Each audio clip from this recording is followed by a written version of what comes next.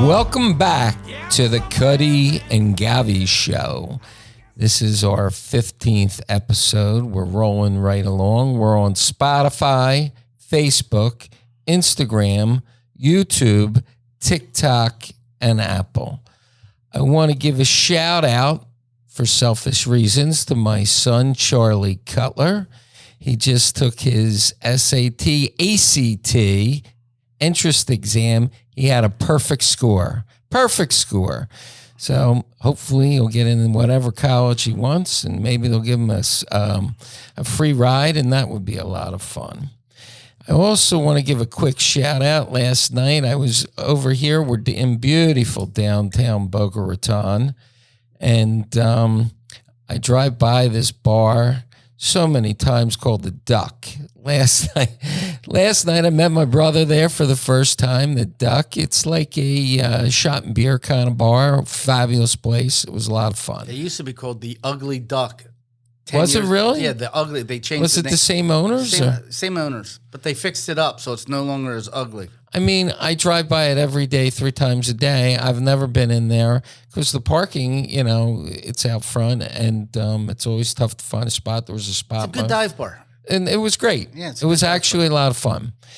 Anyway, we're getting a lot of advertisements, or I'm seeing a lot of advertisements for this Apple 15 phone.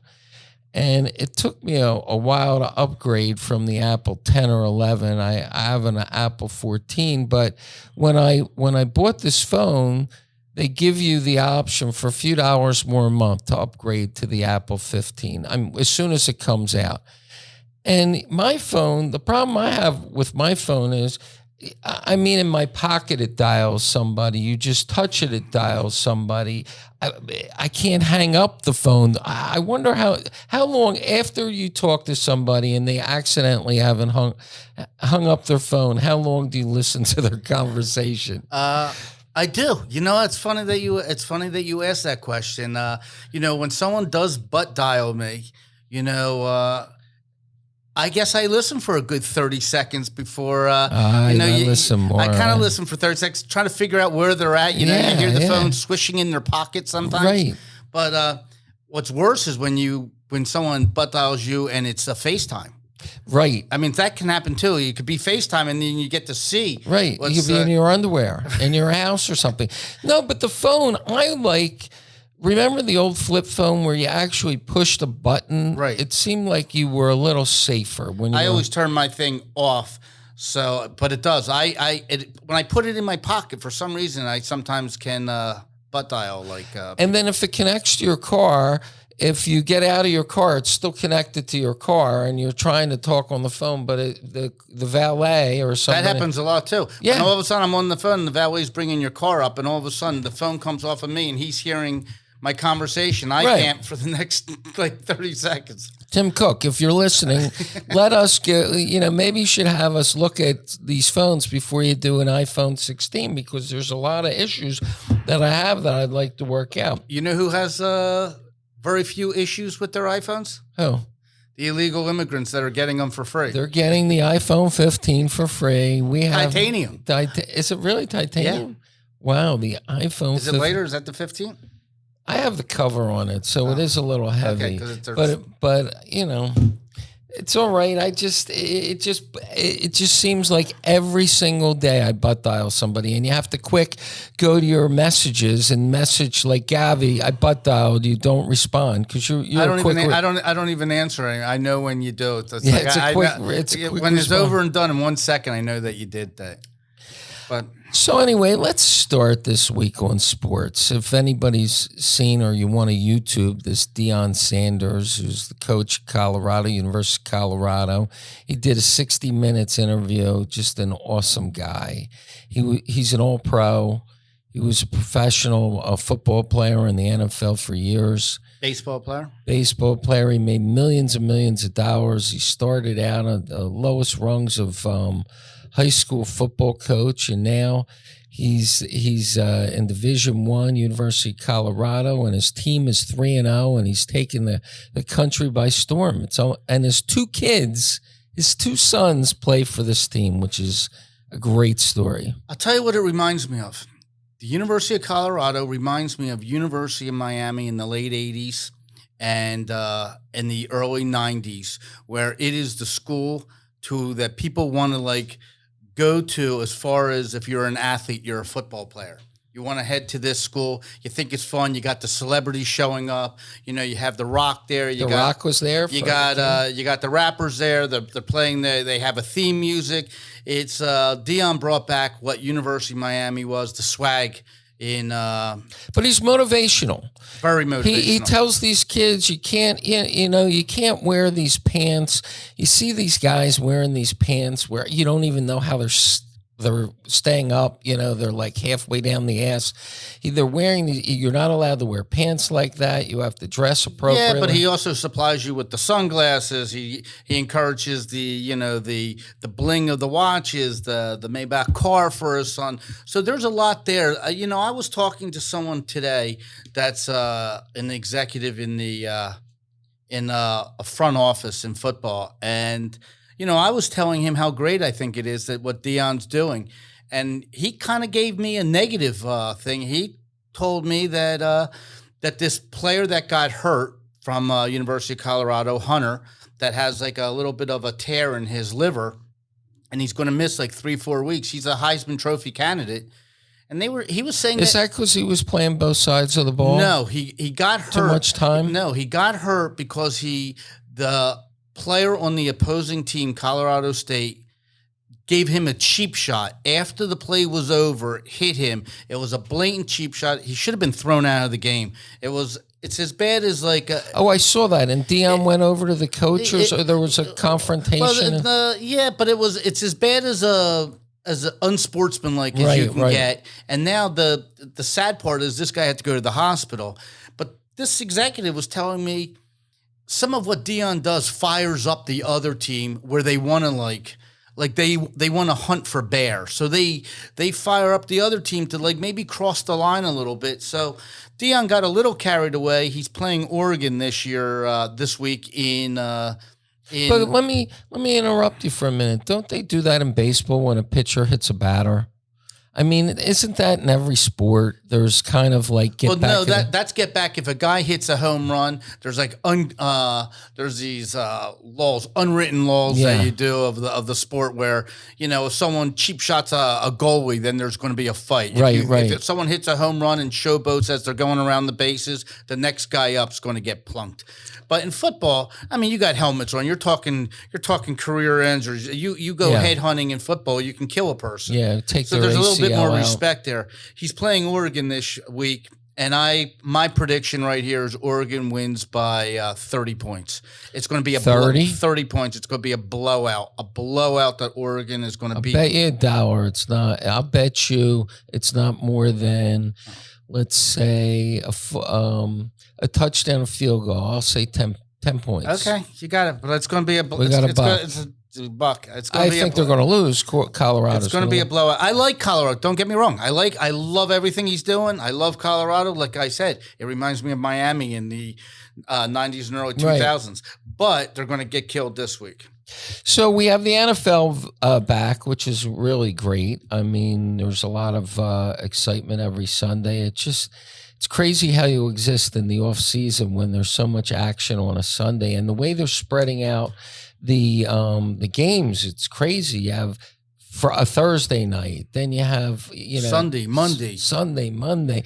I mean, it's they're really doing a good job, and it's on all these different channels and venues, and they're giving the major markets in the beginning. So you got the Giants on Monday night, and on the late Giants suck. No, they came back though. They did. I know. It's the biggest comeback, but they still stick. The Jets, and the Jets. I predicted they would lose to Dallas big. But now I say the Jets are going to be okay. You watch, they'll end up being okay. But you know what's crazy in sports now? All betting has taken on where all young kids are now gambling. And in sports, coaches never really concerned themselves what the betting line was. It was like, you're down by 10 points with 3 seconds to go in the game. The other team that's trailing by 3, they just kneel on the ball, you shake hands, and the game's over. This past week, the Los Angeles Rams were playing the San Francisco 49ers, and the point spread was 7 points. And if you took San Francisco, you had to lay 7 points in order to cover. And San Francisco was up by 10 points with like 5 seconds to go in the game. And the Rams, Los Angeles, had the ball. And instead of this coach just taking the knee and losing because it's impossible to win, he sent out the field goal team. And but he's not betting the game. He can't bet the game. What's the advantage? Well, to the the integrity coach? is you don't know. You don't know if he has a friend that he could have had a friend that said to him, "By the way, I got $10,000 on this game." You know, he didn't kick the field goal. He kicked the field goal, so it covered or it tied the game. It depends. Maybe the points were 7.5 at game time. But I'm it's not just that something that you don't do. But at the playoff, when you get to the playoffs, home team advantage, isn't that decided by points? You know, if you're tie, if your record's tie. No, there's so many. It's head to head. It's like so far down. This is something where you don't risk an injury. Right. You're down by 10. The game's over. I mean, for this guy to kick a field goal with the gambling so big right now, I never saw that before. I mean, I would have been jumping up and down. If I had San Francisco, boy, I would be pissed. And if I had the Rams, I would sit there and say, what a miracle. That was a miracle that took place. Unbelievable. So now we're down to the baseball. It looks good. You know, you have 6 teams running tight. Best thing Major League Baseball did was have this wild card. Rather than having these teams that are, if you didn't have a wild card right now, and you just had the division winners like when we were younger. Right. I mean, the Dodgers are up by like 16 games. The Braves are up by 16 games. Baltimore Philly was behind by Now you got so many teams in it. Besides the Phillies that are in the wild card race, right. I mean, you have the Chicago Cubs, so you have them going. You have Arizona in it. You have San Francisco in it. You have Miami in it. I mean, you have Cincinnati in it. I mean, you have like a lot of cities. They're all sitting there watching baseball to the last week. It's good. It's fantastic for baseball. Now, what do you think of the changes this year in baseball? With the plates and the bases being and the time clock on the pitchers. I'm kind of okay with it. I think they got to make a change next year. I think how you're used to seeing the little box behind in front of the catcher that calls balls and strikes. Yeah. I'm tired of seeing how many times the umpires are wrong this year. Right. I mean, they are wrong so many times and I'm watching them. Did you see that one with Bryce Harper where he went nuts? Yeah. So you know what? You have the technology today, just like in the tennis matches. You know, if you watch the U.S. Open, good point, Galvy's a problem solver. Look at this. He's a problem solver. There's no more complaints. You see the ball. They know they don't. There's a review. Well, they don't even have to do the review anymore. The umpire doesn't even call it's out. It's automatically out. There is no really reviews because it's either in or it's out. And in baseball, it should be the same thing, and the umpire only has to worry about a play at the plate and like running the show. But basically, take him out of balls and strikes. That's just my thing for next year. I like it because there are some very contentious calls, and then the managers go out. I forget what game I was watching. That manager went absolutely nuts on the umpire. It was crazy. Yeah, when it comes to playoff time, there's a game within a game. And there's a game within a game. Like if you listen to experts, I was sitting next to Eduardo Perez, who calls Sunday Night Baseball, and I'm in the booth with him, and I'm listening to him. And he's telling me, the difference of a 2-1 count and a 2-2 count being a pitcher's count, and it makes the batter know. Yeah. So if you have one thing, to us, we're like, oh, so it's a ball, so it's a strike. But to an actual player, it makes a whole difference of the sequence. Batting average goes way up on different pitch counts. And and especially in the playoffs, because now all of a sudden you can move a runner. It depends if you can't move a runner. So anyway. So on the way over here, Govy, in my car, I was listening to the Federal Reserve today. They did not raise interest rates again. They kept them the same because they said we have this UAW strike, the auto worker strike. We have the federal government running out of money. We have housing starting to crater. Rents are vacancies are going up. People's credit cards are maxing out. So it looks like Bidenomics is starting to run into some trouble here. And You mean from the middle out, bottom up? the bottom up, Middle because out, bottom up. the Federal Reserve did not raise rates, and they all predicted that rates were going to go up. But the Federal Reserve covered their back. They said we may raise them in the future. We're taking a pause. They got major problems. I mean, first of all, Gas is going up. $6 a gallon all right, in California. So let's go. If you have gas that's going up, and you're going to have tons of inflation going up.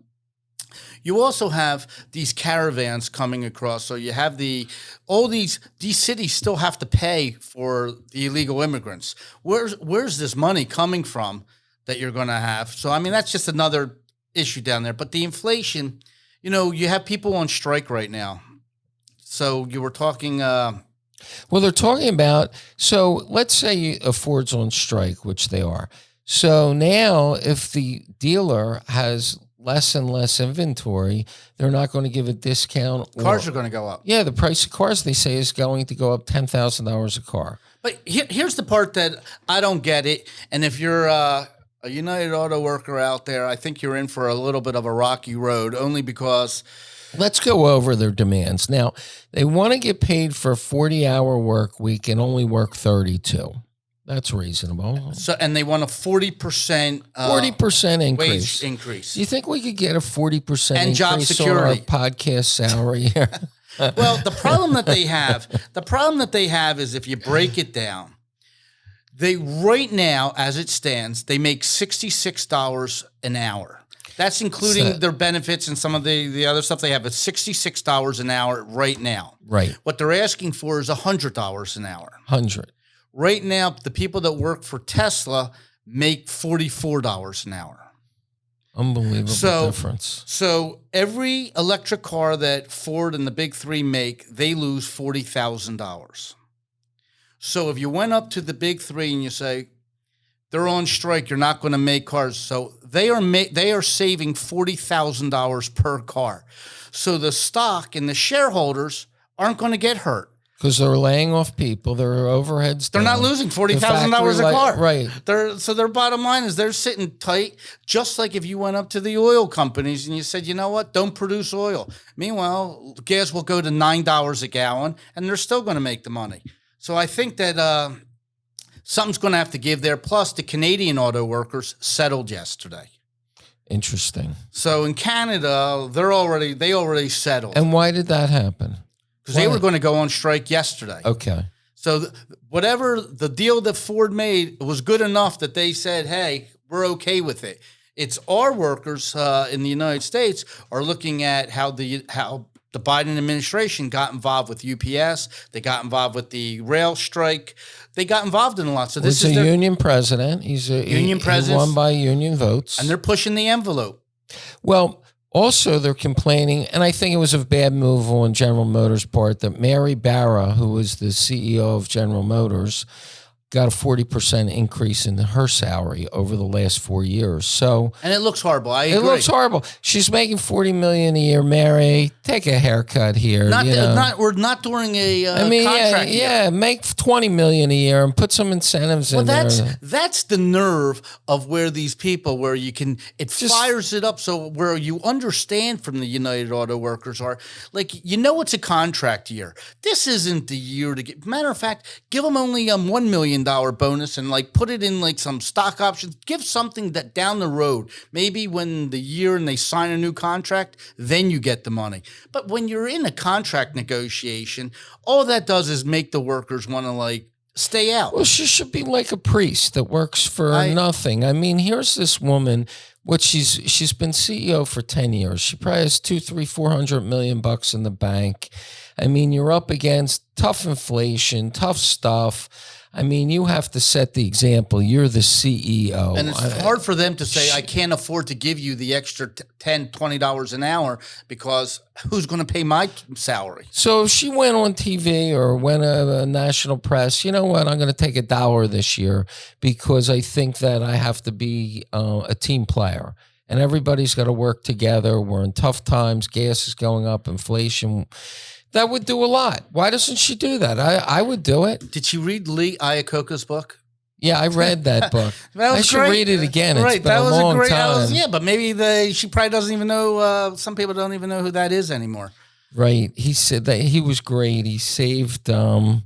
Chrysler. Yeah, he was amazing back then. But you have all this going on. But right now you have the Senate is in there, and they're trying to like divvy up our worry about our country and see where we're going because Ukraine wants money, and we have every city wants money. On that Ukraine thing, I don't understand why they just give them money. Why don't they just give them military equipment?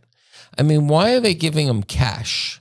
And they don't want to account for where it's going. Yeah. So, there's what's kind of crazy is with all this cash that they're trying to bring out, the Clinton Foundation, it's back, by the way. They're back. They're back, the Clinton Foundation. So what they did because he sees all this cash. He needs to get it's called Redeveloping Ukraine. So he's in it. There's some other foundations that are in it. I think Blackstone's in it. They want to get all this money to help rebuild Ukraine right now.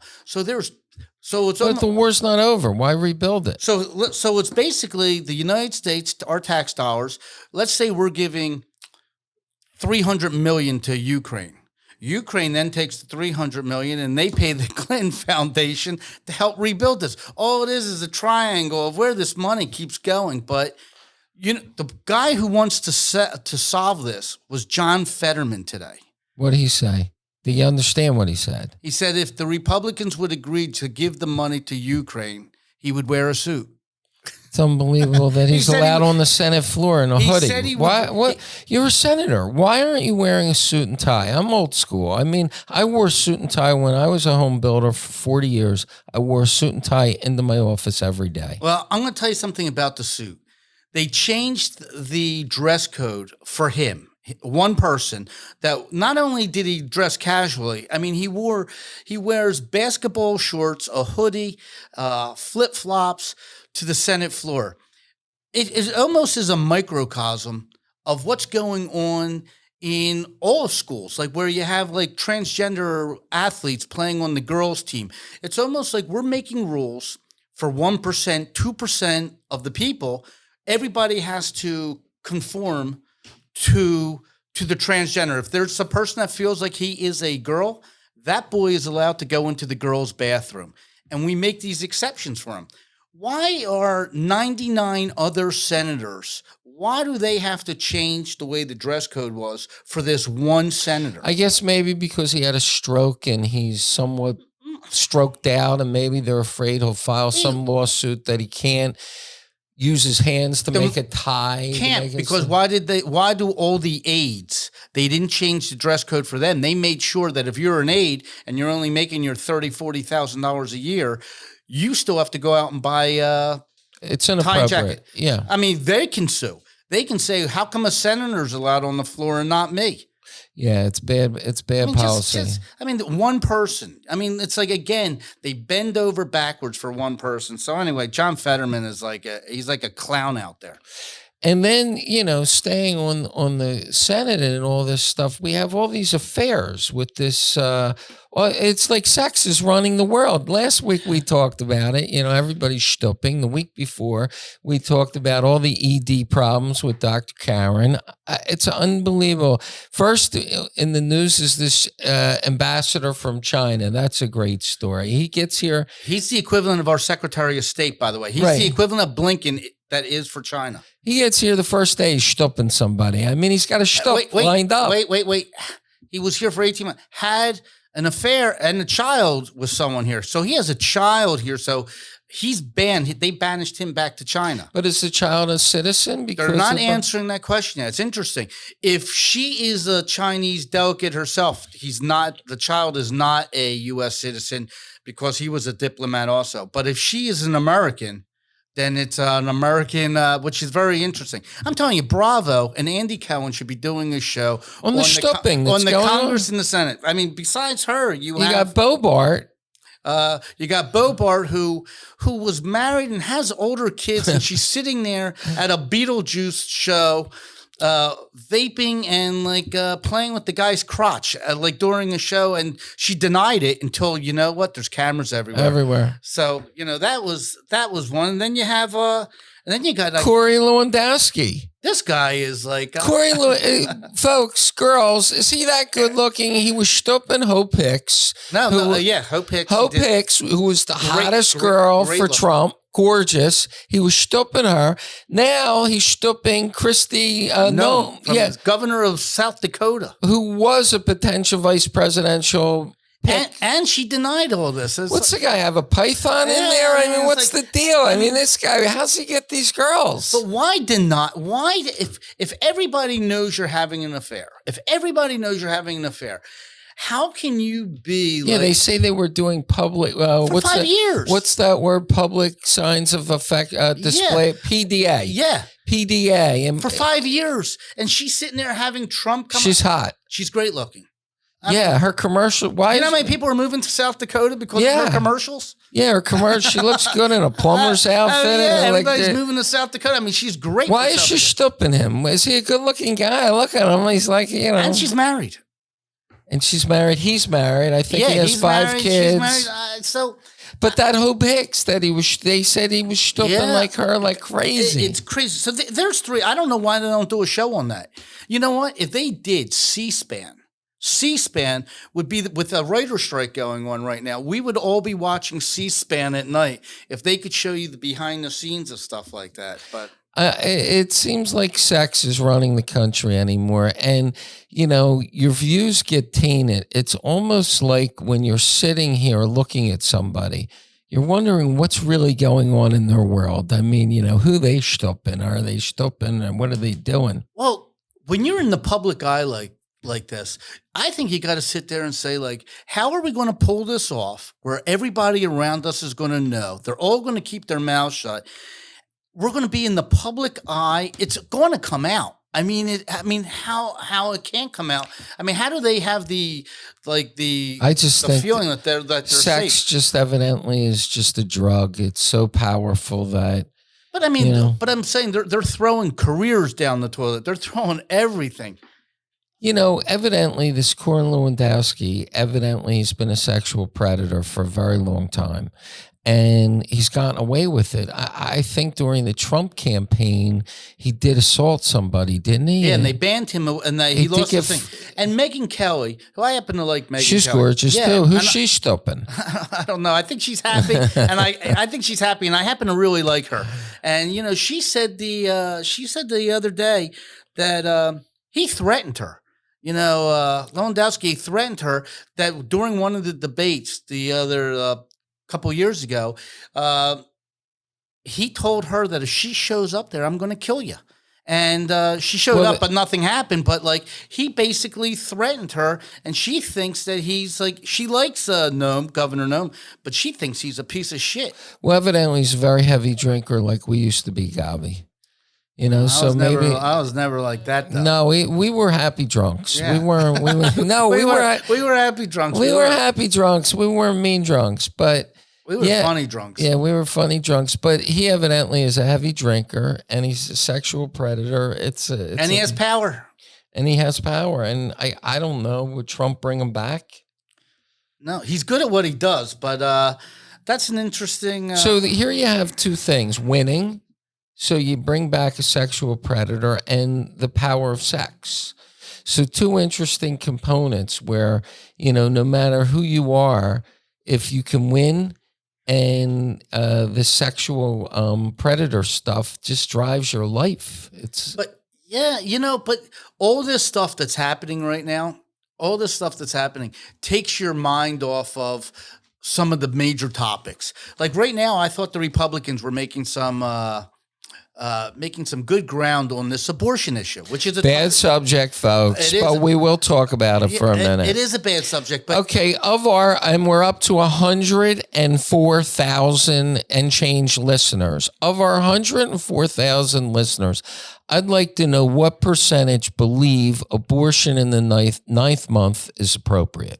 Right, that's the big question. So that's the question. So, I think everybody's kind of like with this abortion issue. They're saying, okay, fine. It's just when. Right. So now the last election, it was an abortion issue that the Supreme Court overturned it. And I understand all the women want to have, they want to have a say in their body. And I get it. Listen, I'm for, abortions, but there's a gray area. There's a time frame. So there's a debate. It could be, is it 2 weeks, 5 weeks, 10, 15, 20? It's something to be discussed. The Democrats, their whole strategy is it's all or nothing.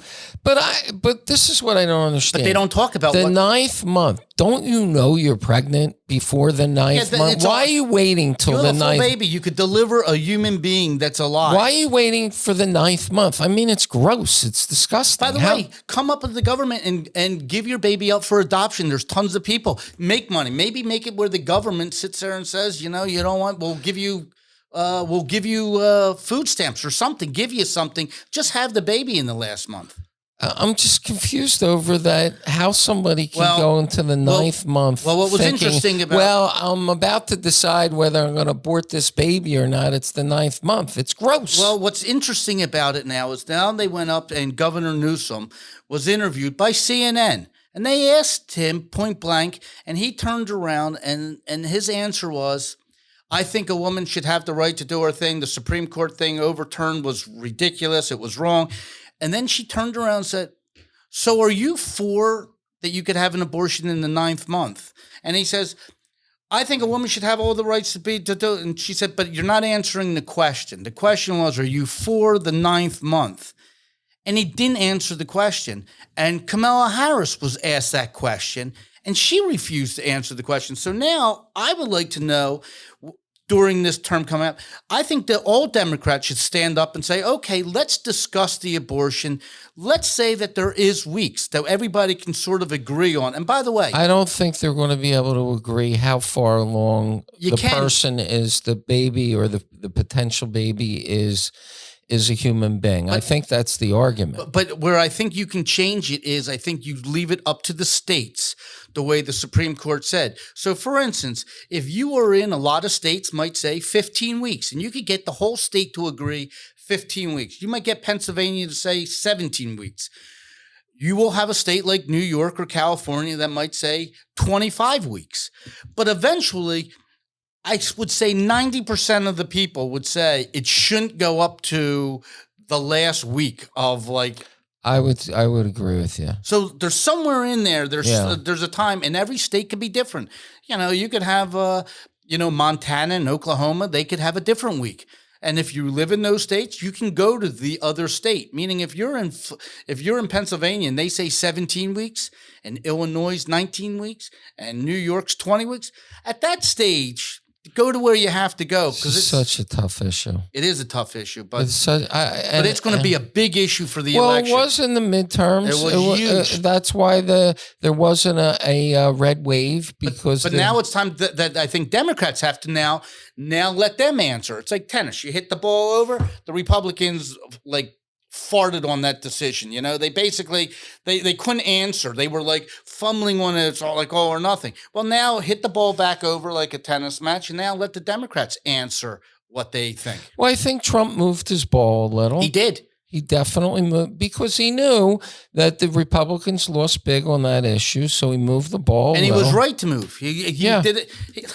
It's all that's what you have to do. He listens. He's at least listening to the people. Joe Biden takes his big car, coming down his car caravan, going to the UN yesterday, and he's waving at the Roosevelt Hotel. He's waving there. Adams is sitting there. Mayor Adams is sitting there begging for we need help. And this guy comes back like the guy in the Monopoly game show, like the guy that the thing. Yeah. He's like sitting out of the back of the limousine saying, is there a problem here? Because I'm not listening. Is there a problem here?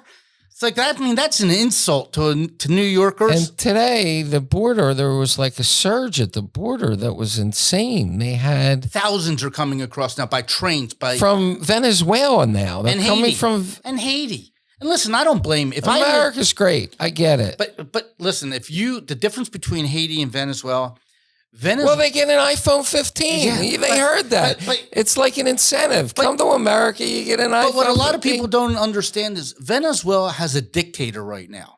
You don't just get to say to a dictator, "Hi, I feel like I want to leave now." Just like in Cuba, you don't say, "By the way, I hate the conditions here. I'm out of here." Like, you leave when he tells you to leave. And the people he's letting go are really bad people. And it's all males. And he's letting bad people. It would be like if we opened up Graterford Prison or we emptied up San Quentin. It would be great. And you we get rid said, of all the criminals. go to Venezuela. He's giving us their crap. We're not even vetting them. That's why the one guy murdered somebody that was supposed to report in 2025. He murdered a couple of people, an illegal immigrant. So they have a problem here. We got to just close the border until we know who's coming in here. But the amount of people that are coming in is just so staggering. How's America? I mean, 110,000 immigrants is turning New York City upside down. What if this goes on another year and a half? The amount of people that are coming into America, it's just staggering, and the cost is just killing us. It's unbelievable. What the craziest thing is, you got. Do you see the riots now where all the people that wanted the sanctuary cities are now in the streets going nuts? Get out of here. They got what they asked for. And you know what the crazy thing is? That they're complaining like Texas. By the way, El Paso has 30,000 people in the little downtown area. They're getting 6,000 people like a day coming by here. I mean, these people in New York are sitting there saying, "We don't want him. Keep him in Texas. That guy's horrible. He's a horrible governor, this Governor Abbott. How can he be sending these people?" Well, California just released a ton of people in San Diego, thousands. And that was the government, the U.S. government.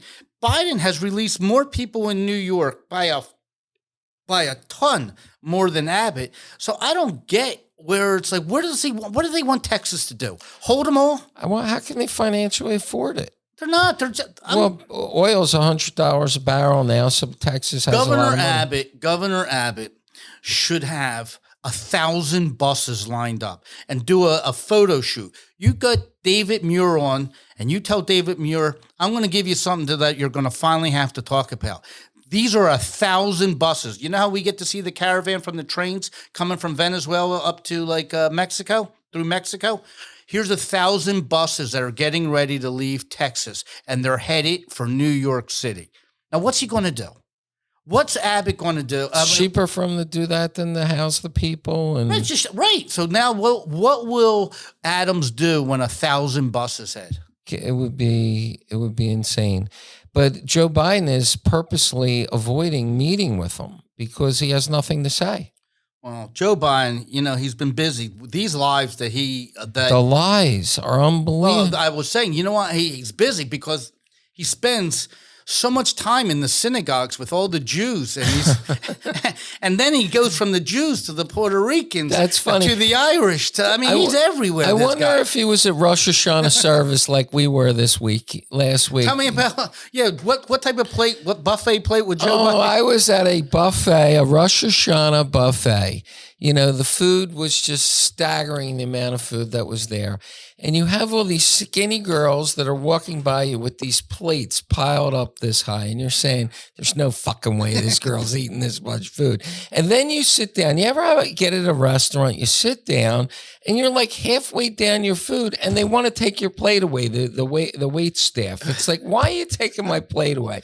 And you're afraid to go to the bathroom unless somebody at the table vouches. And then you're sitting there with your fork, like, right. You touch this fucking plate, I'm going to stab you. I know that happened the other day to me. They actually took my butter off I lifted my butter up and they took the plate out. What is the deal that they want to take your plate away so bad? I don't know. I wish the service to bring your food was as good as taking your plate away. It's crazy. And then you get the people that are behind the buffet line, the people that are working in the buffet.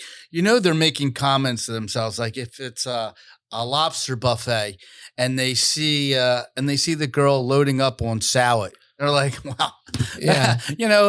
At like if it's $100 a buffet or $150 a buffet, they're thinking, well, that's a winner for the casino. Or the house is winning on this one. Or you're behind somebody at the carving station, and the woman or the guy's like, this thick, but not that thick. Make it this thin. Make it that thin. No, you cut it too thick. Let me ask you a question. How do you feel about when you're at these big balls in the buffet and you go to the bar? the open bar, and there's a line, that because they have to serve, everybody. And now it's your turn. There's no defined line. It's like just people. Just people, but you sort of Yeah. there's a line for as soon as you get up there, there's like two people on the line, but then it forms like a big thing.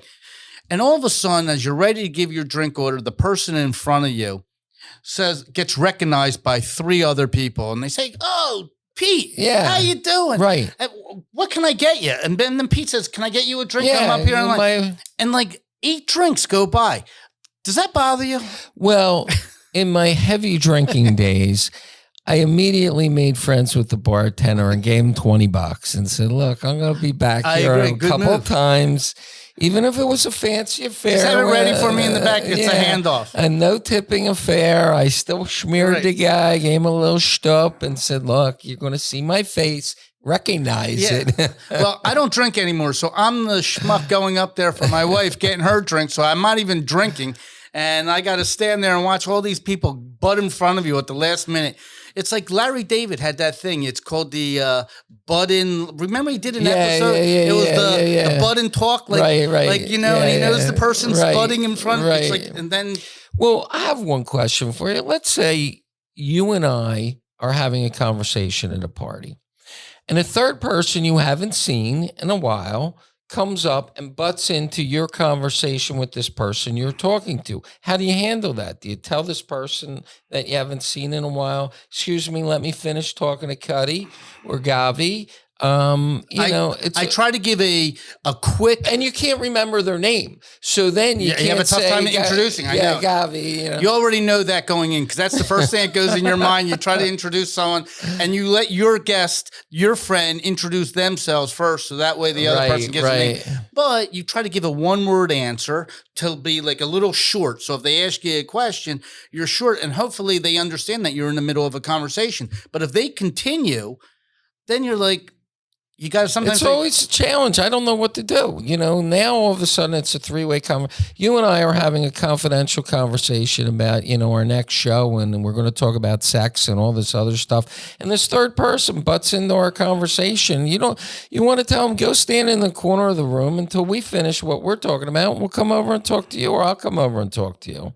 Well, it's like social norms. It's what are you supposed to do? Especially if a person's talking to you and your friend says to you, "Dave, I have a hemorrhoid."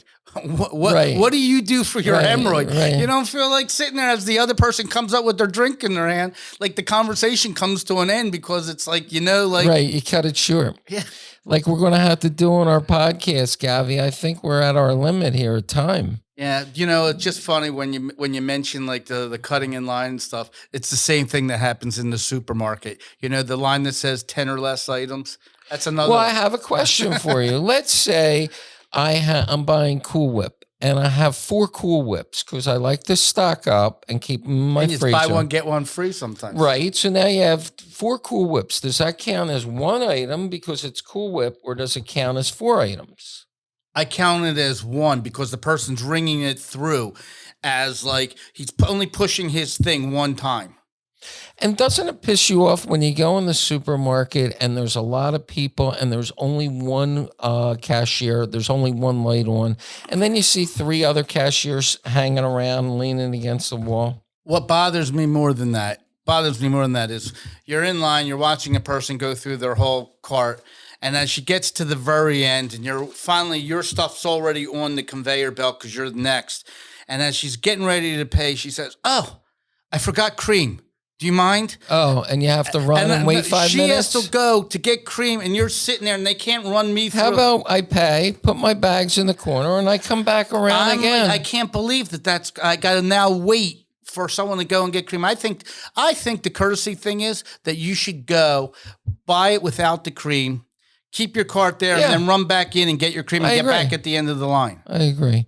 Anyway, Govy, we're out of time. I'm going to give us another plug. We are on Spotify, Apple, Facebook, Instagram, YouTube, TikTok, 104,000 and change listeners as of this week, and hopefully now we're really starting to roll on these social media things, and that we're going to start doubling and tripling. We're going to be up to 1 million, I predict, by 2026. Right. And remember, Oregon, big over Colorado. $10 bet. We have a $10 bet. All right, Govy, have a great week, buddy. You too. See ya. Thank you. Bye.